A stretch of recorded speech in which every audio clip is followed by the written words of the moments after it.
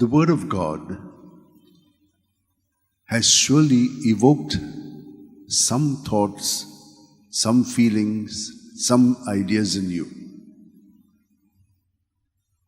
If you look at this reading, what about the wise and understanding? Why is Jesus saying that the Father does not reveal to them the secrets of the kingdom? Now let us look at this. God has blessed all of us with gifts, natural gifts. I remember once when I was teaching the youngsters, I was teaching them something, and this youngster, only once he heard it, and he could say the entire thing from memory. I was amazed that he had this gift. It was a gift God had given him. He didn't have to work hard for it. He just got it. There was another one who was excellent footballer. He just could play football without much practice, and he was so good. And everyone used to feel so jealous of him. There was another one who could read a whole big novel and tell you everything about it. You can ask him any question. He was good. Now these are natural gifts people have. But what happens to them is, it gets into them. They become proud. They begin to see that they are better than the rest. And so this pride comes into them. So one of the points that really does not make us open to learn new things is that we think we know everything. And so God cannot reveal anything more to them. It is like this. If you take a cup and you fill it with water, or you fill it with milk, or with coffee, if it is filled to the brim, you can't put more things in it. You have to empty it so that you can put it. So that self-emptying which is important, I know many things, but I surrender them all so that I can get more. I think this is an attitude of openness that we require, and not the attitude of being proud, which keeps us blocked and keeps us like this, so no new things can happen to us. Something like that is what happens in our relationship with God.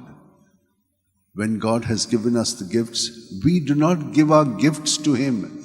If you give it to Him, He will make use of them and will make you advance in it.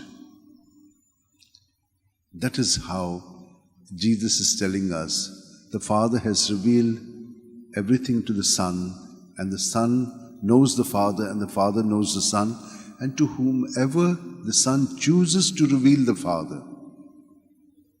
We can know God this way. We are all seeing what God is, and so what are we? Look at Moses. We have seen that he has run away from Egypt, from Pharaoh, and he is settled in Midian, and he is looking after the flock of Jethro, his father-in-law. And then God is calling him.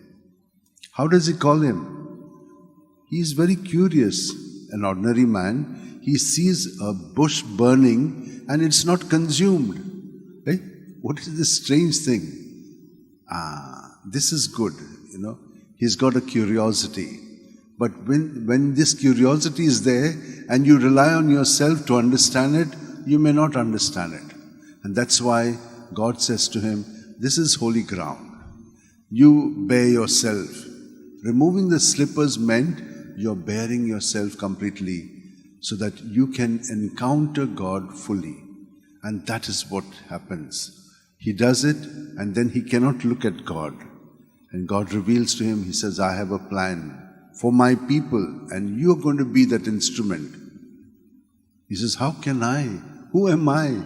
That's exactly what it is. We cannot do these things, but God can do them. And He gives us the gift so that we can give our gifts to Him and He can use them.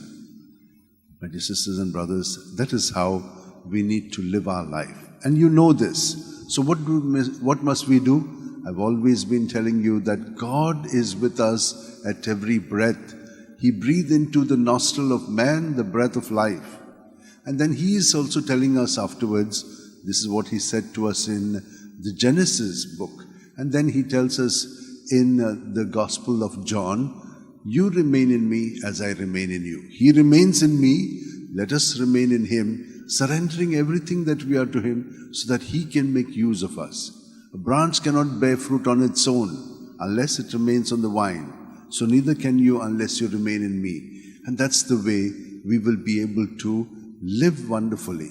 And in order to make this really good, we must follow the example of Jesus himself, who spent time before going to bed with his Father and on rising with his Father, so that the whole night had become a moment with the Father internally, so that during the day he said, I'm not doing anything. Whatever is revealed to me, I'm saying that. Just now we heard it. The Father has revealed it to him, so the Son. So my dear sisters and brothers, let us put this into practice. I'd like to present to you two saints of the 3rd century. These were young girls, two sisters from Sevilla, that is in Spain. They were simple, ordinary girls. They were only 19 and 17 years old, Justa and Rufina. Justa was the elder one. What were they doing? They had very little earnings from selling earthenware. So pots and things like that. People were going to the temple, so they were doing that. But they were not keeping any images or things which are meant for that. So one day, the pagan crowd was coming with the goddess called Salambo. And they were coming, and these people, they expected them to bow down and to sell such things. They did not do. So they attacked them. And they said, you must do this. They said, no, we confess Jesus. And in that scuffle, that statue fell and broke to pieces. So the prefect who was there, Diogenian, he was very angry and furious, called them and tortured them for this thing. And they said, no, we belong to Jesus and we'll die and live for Jesus. So this one sister, Justa, he gave her such a beating that she died, and they threw her into a well. But Rufina was still alive, and they put her to the lions in the amphitheater. The lion refused to eat her. So they strangled her and they burnt her alive. So my dear sisters and brothers, for confessing Jesus, for belonging to Jesus, then they were martyred. And even today it is happening. But what is our response? We must love them by being in union with Jesus, so that this deed of theirs will bring about their conversion. They are steeped in sin, they are steeped in ignorance, that they may come to the enlightenment which Jesus has revealed to us.